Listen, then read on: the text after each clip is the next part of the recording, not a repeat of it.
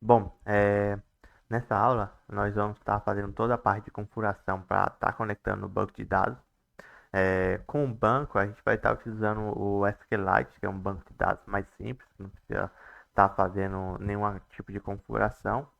Mas, se vocês quiserem, pode também estar utilizando outros bancos, como MySQL, Postgres, MariaDB. Mas vamos estar utilizando aqui na capacitação o SQLite.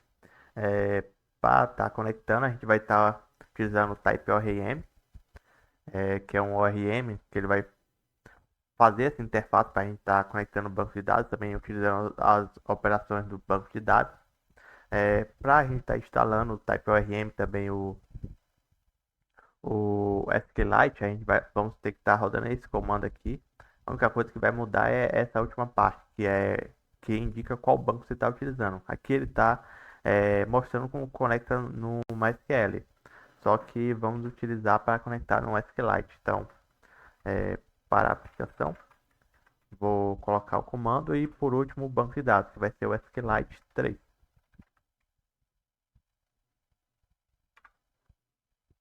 E ele vai instalar essa dependência. Aqui no caso são três dependências, que é o Nest.js TypeORM, o TypeORM e o SQLite 3. Ele está instalando para a gente. Então, se olhar no arquivo package.json, já está tudo aqui instalado. O SQLite e o TypeORM e o Nest.js TypeORM. É, agora, o que a gente precisa fazer é criar uma pasta onde vai ter as configurações do banco de dados. Então, eu vou criar uma pasta chamada config e vou criar um arquivo chamado database.config.ts. E aqui eu vou estar criando uma constante que eu vou exportar, então vai ser export const. O nome vai ser config e vai ser do tipo data source options, que é do type ORM. Aqui ele já está recomendando a parte de importação, então eu vou clicar e ele vai estar importando aqui. Aqui é só um erro do Prettier, então vou estar. E aqui essa variável vai ser um objeto, onde a gente vamos estar passando algumas configurações. O primeiro que a gente tem que informar é o tipo, então é, no caso é o SQLite. Vamos estar passando o database, que no caso é onde vai estar ficando salvo o arquivo do database. Aqui eu vou criar uma outra pasta chamada database. Então, o banco de dados MySQL vai ficar dentro dessa pasta.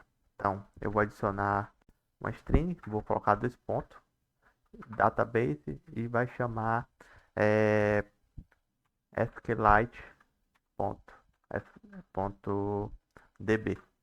Então, ou ele vai criar o nome com esse nome, SQLite.db, dentro dessa pasta database. Aqui eu estou usando esses dois pontos porque essa variável vai estar dentro dessa pasta config. Então, se eu não colocar esses dois pontos, ele vai identificar como se estivesse dentro dessa pasta config. Então, eu boto dois pontos para voltar para essa pasta toda e acessar a pasta database. É, agora, a gente tem que informar onde vai ser encontradas as entidades. Então, a gente coloca o entities. Vamos passar é, uma lista, um array, e vamos colocar o dname, onde ele vai estar pegando o caminho do projeto, e a gente vai estar concatenando com uma expressão regular. Aqui ele já até recomendou a expressão regular, onde ele vai estar buscando todos os arquivos que tem .entity e que terminam com JavaScript ou TypeScript.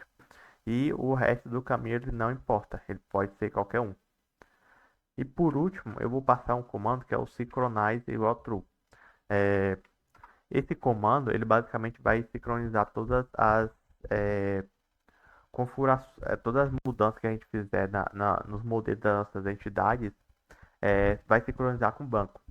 Isso só é colocado true durante o desenvolvimento. Durante a produção, se você colocar true, e, sei lá, fizer alguma mudança inesperada, você pode acabar perdendo os dados. E isso é bem ruim.